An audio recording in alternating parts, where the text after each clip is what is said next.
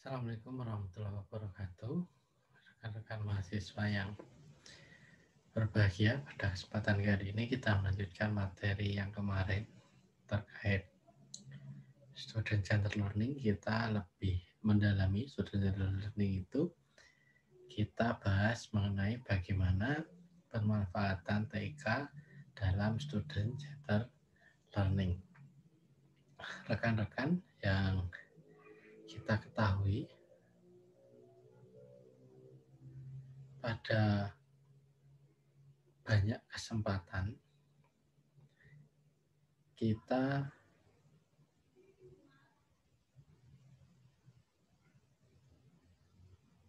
banyak membahas mengenai student centered learning dan pemanfaatan teknologi ini, apalagi dalam kondisi saat ini, kita di tengah pandemi saat ini, bahwasanya pemanfaatan TIK itu sangat luar biasa. Pasti semua pembelajaran, platform pembelajaran menggunakan pemanfaatan TIK ini. Akan tetapi pada dasarnya pemanfaatan TIK yang terjadi saat ini di Indonesia adalah pemanfaatan TIK yang mau tidak mau digunakan, karena mau tidak mau hanya itu salah satu-satunya jalan agar pembelajaran tetap berjalan. Banyak guru, banyak dosen yang sebenarnya belum siap terkait bagaimana memanfaatkan TIK itu di dalam proses pembelajaran, karena sebenarnya TIK itu ya alat bantu, tidak bisa semua proses pembelajaran itu digunakan lewat TIK semuanya, karena dengan TIK ini pasti akan membunuh yang terkait dengan pengembangan karakter, kerjasama, kelompok, membangun budaya sekolah, kemudian kebersamaan, teamwork itu akan hilang di dalam kuliah atau pembelajaran TIK yang selama ini di pandemi ini berjalan. Nah, pada kesempatan kali ini kita tidak akan membahas mengenai tidak fokus terkait TIK di dalam pandemi, tetapi kita melihat jauh ke depan bahwasanya pasti setelah pandemi selesai pembelajaran ini akan normal seperti biasanya, tetapi di sini TIK ini menjadi media utama untuk mensukseskan jalannya pembelajaran. Oke, sehingga materi kuliah pada kesempatan kali ini adalah bagaimana memanfaatkan TIK dalam student centered learning. Nah, kita di sini mengambil satu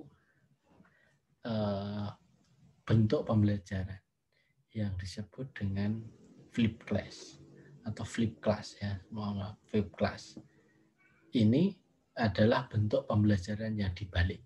Kalau di dalam pembelajaran biasa kita ketemu guru, ketemu dosen di dalam ruang kelas,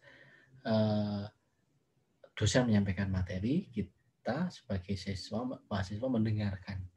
Nah, ini menjadi banyak masalah, bosan, macam-macam. Tetapi dengan flip class ini, bagaimana kita memanfaatkan teknologi untuk menyampaikan materi pembelajaran, tetapi nanti ketika di kelas, siswa dan dosen atau mahasiswa dan dosen atau siswa dengan guru itu berinteraksi untuk lebih mendalami materi yang ada.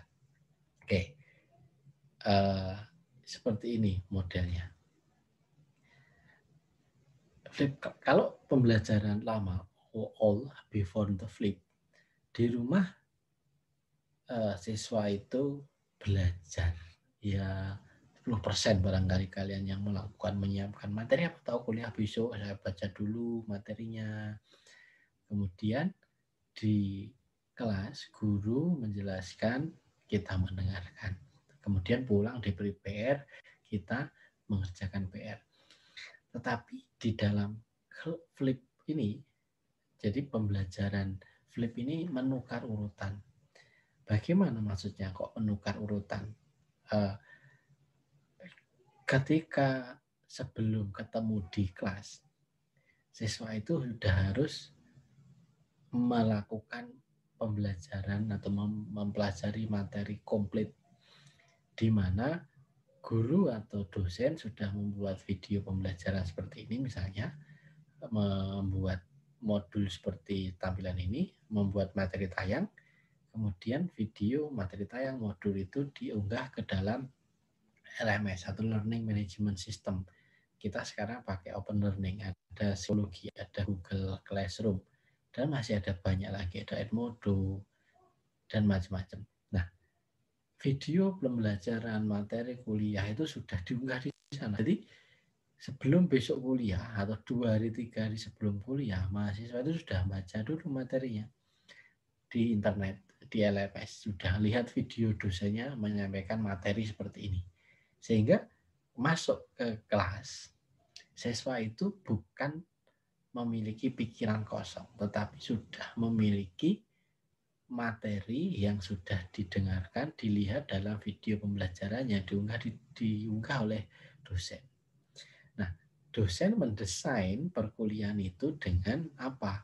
Dengan workshop. Bagaimana dosen membuat kelompok-kelompok, membuat persoalan-persoalan terkait materi, kemudian siswa teamwork bekerja menyelesaikan itu, menyelesaikan tugas dari dosen, di bawah bimbingan dosen, kemudian saling mempresentasikan dan saling mengisi satu sama lain, memberikan koreksi.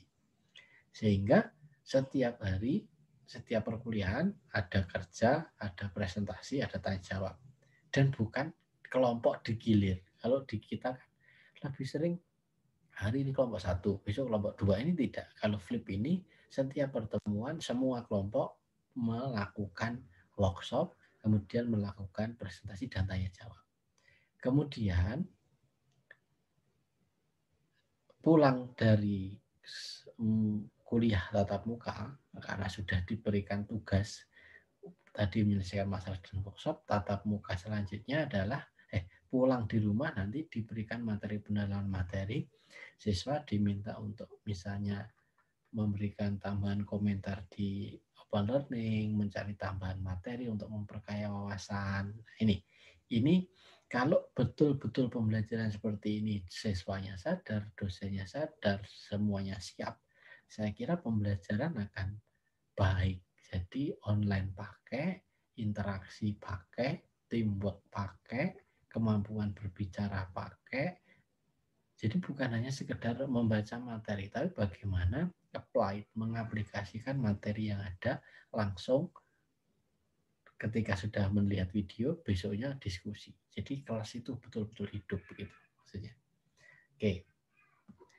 Yang saya katakan tadi adalah modelnya seperti ini, out, in, out. Out, student prepare to participate in the class activity. Jadi sebelum masuk di dalam kelas, ya tadi membaca materi, melihat video seperti ini dulu. Kemudian in class, student applying the concept and feedback. Jadi kerja kelompok, memberikan feedback, mengaplikasikan materi. Kemudian diskusi dengan temannya. Kemudian setelah pulang dari sekolah, student check understanding, mengecek materi, kesesuaian materi yang ada dengan lapangan. Kemudian sebelum masuk lagi, proses out lagi, prepare, membaca materi, melihat video dosen. Jadi siklusnya seperti itu. Jadi pembelajaran itu malamnya dilakukan di rumah lewat LMS, kemudian paginya kuliah, workshop, presentasi, kerja tim, belajar bareng, presentasi lagi. Nah, jadi seperti itu. Nah, kalau seperti ini dilakukan, saya kira kualitas pembelajaran di kita baik, meningkat. Di mana siswanya sadar, dosennya sadar. Bukan kok nek belajar itu nek orang nek PR. Kalau tidak ada membuat makalah, kalau tidak mau presentasi, baru baca. Tetapi itu betul-betul setiap malam baca, aplikasi, cek. Baca, aplikasikan, cek. Begitu terus.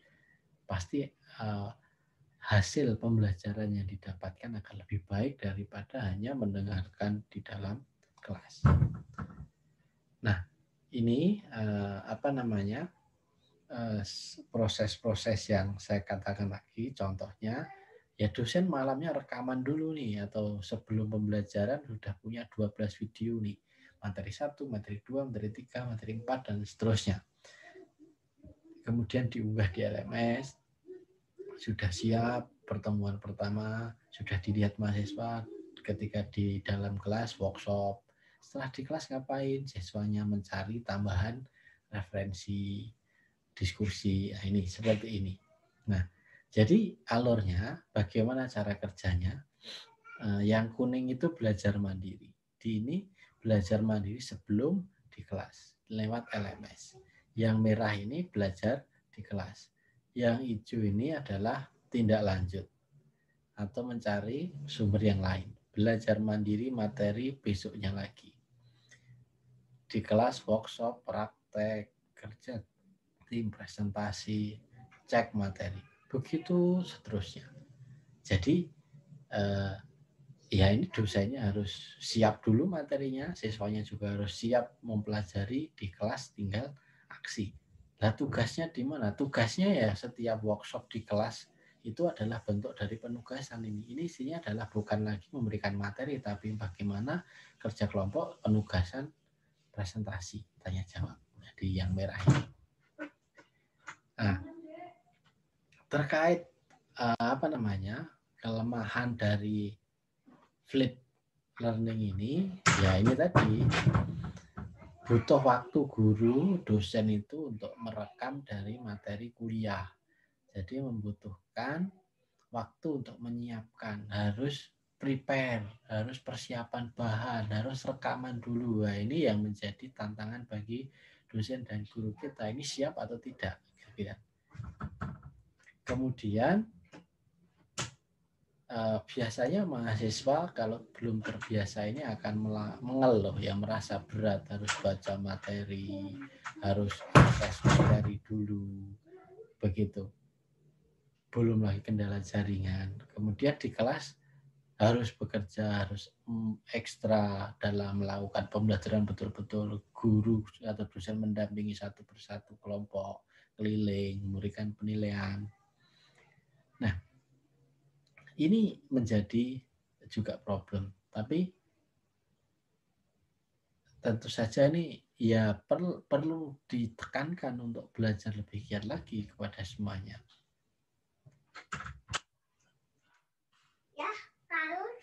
Ya, gimana? Terkait dengan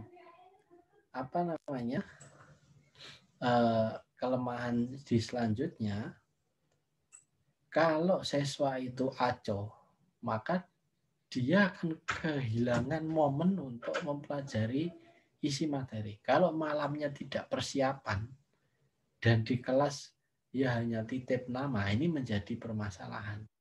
Jadi, motivasi atau semangat siswa itu harus ditanamkan betul-betul supaya proses ini berjalan.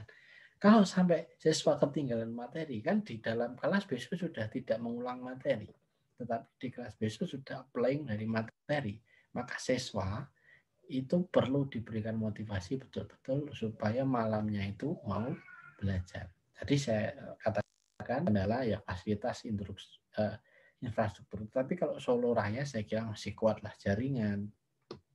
Kemudian laptop ada, HP ada, kuota juga sekarang tidak mahal saya kira. Kemudian flip class ini juga kalau untuk kelas paralel juga enak juga, dosennya rekaman 1 kali bisa di-apply di 4 kelas. Juga bisa PJJ, dosennya di luar kota, pembelajaran jalan karena di kelasnya workshop, presentasi, nanti dilakukan pakai video conference atau dikirim, juga masih bisa. Nah, ini infrastruktur yang dibutuhkan tentu saja adalah fasilitas jaringan internet, fasilitas TIK, kemudian ruang kelas yang memadai untuk diskusi, penataan kursi yang tidak seperti naik bus, tetapi bagaimana letter U atau sebagainya yang nyaman digunakan untuk kerja, ada sambungan internet, ada sambungan charger di kelas karena butuh kerja, butuh mencari bahan di kelas, mahasiswanya kerja di kelas, itu juga membutuhkan fasilitas. Kemudian kelebihannya Ya, ini memberikan kesempatan ya bagi dosen untuk mendeteksi kesalahan, mengoreksi materi. Nanti di kelas kalau materi yang di video ada kekurangan bisa ditambahkan dan lain sebagainya. Itu salah satu kelebihannya. Kemudian luas, memberikan keluasan proses pembelajaran. Kalau materi kurang paham, video bisa diputar kembali. Apa sebenarnya yang disampaikan dosen bisa diputar kembali 24 jam kan gitu. Kemudian